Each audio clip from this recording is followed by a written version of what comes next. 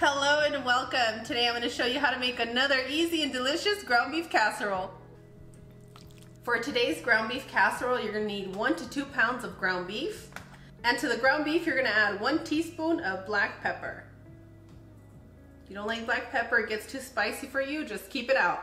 1 teaspoon of ground cumin, and if your family loves ground cumin, you're going to have to add a little bit more, and our family loves this stuff. We can tell by the spice container.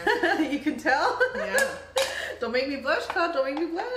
1 teaspoon of Mexican oregano and 1.5 to 2 tablespoons of chicken bouillon. If you don't want to use chicken bouillon, you can use your salt and adjust to taste. And a quick lesson in pronunciation, it's a bouillon, but it doesn't roll off our tongue as easy as native English speakers. So we apologize for that. Friends, I'm sorry. You guys know that I've been working on how I pronounce things, but some things are just stuck in my mind the way that I learned them. Potato. Exactly. I'm working on it. You're going to drizzle a little bit of olive oil. If you don't have olive oil, make it comfortable for your home. And now we're just going to combine our ingredients just so that we can coat all of our ground beef before we cook it. And it's just going to make the flavor of your ground beef just stand out like nobody's business. And that's not anybody crying. I want you guys to know, if you hear these weird sounds, it's not a ghost in the home. It's just really windy for us today, and it's a perfect day for a casserole. Or should I say for a casserole mom? It is. Or dad. We have casserole dads. Okay, casserole dads. Or and grandparents. Grandpa. All yes. right, grandparents. I want to know the casserole lovers in the comments. Let me know, because I am one of those ladies that loves casseroles. I did not until you got me into them. I switch them up often. I can transform anything. I think I've shown you guys that, and casseroles are no different to me. It's about what you're craving. And once you're done combining your ingredients, go ahead and set it to the side. Now we're gonna go over the remaining ingredients, which is gonna be super easy for us, amigos. You'll need about half a cabbage. If you're feeding a big family, you can chop your whole cabbage, and you just wanna chop it nice and fine like that.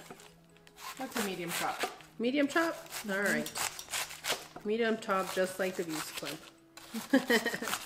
They're being medium today? You're being medium. I wanted to say fine like you guys, but Cloud had to ruin it right now, guys. And it doesn't have to be perfect. It's cabbage. We're still going to give it a coarse chop in just a moment. Finally, a bowl that's going to help me mix. That's big enough for our bellies.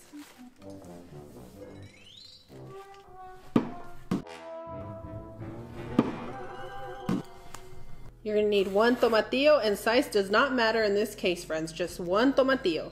Oh no, I see the blender, and are we gonna get the blender dance? Okay, I have a lot of fun with blending, and you guys know why. And if you don't know, ask in the comments, and somebody's gonna answer you.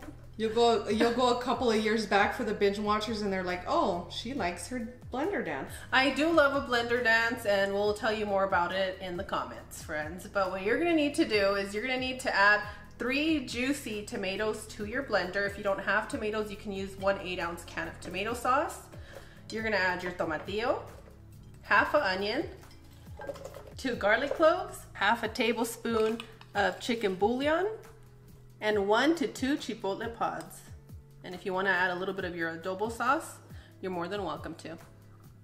That's just more flavor.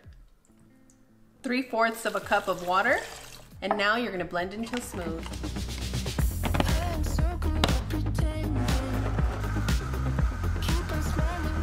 And boom, done. Add your sauce to your chopped cabbage.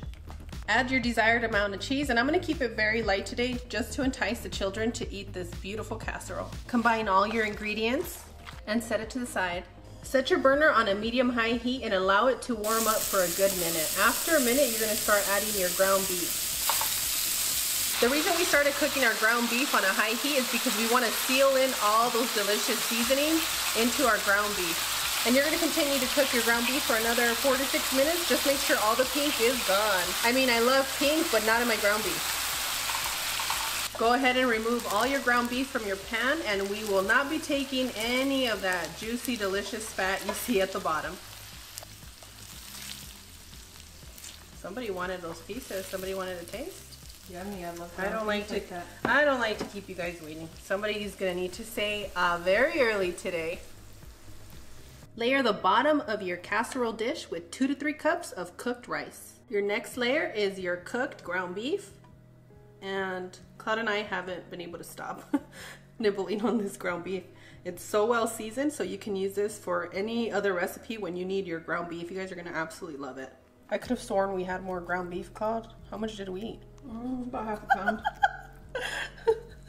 It was so good. All of a sudden, we wanted to taste it with everything. Chips, bagel chips. We wrapped it with some deli cheese. Next layer is gonna be your seasoned cabbage. That smells so good. Our family loves ground beef and cabbage. I don't know, we're fanatics about it. I think a lot of people are. Yeah? I like you guys.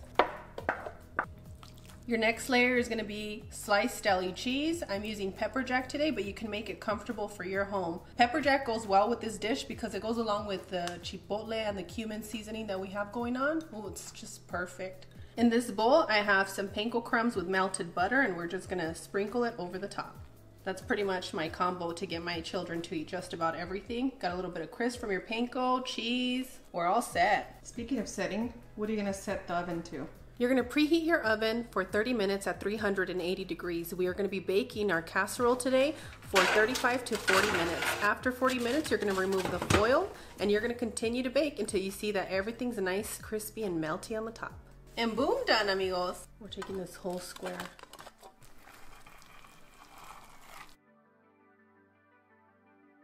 And you wanna seal it with a kiss. I'm gonna need somebody very special to say Buen provecho.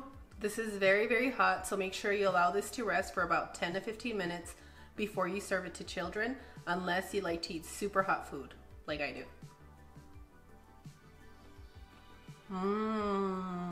This is perfect, look away. The combination with ground beef and cabbage to me is such comfort food, so I hope you guys enjoy this combination as much as we do.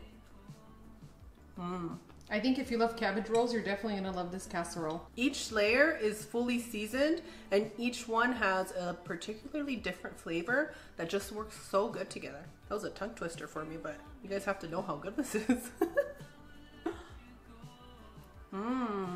Yeah, if you love hearty meals, you're gonna love this. And even if you eat light, a little portion of this, you're gonna find it super satiating.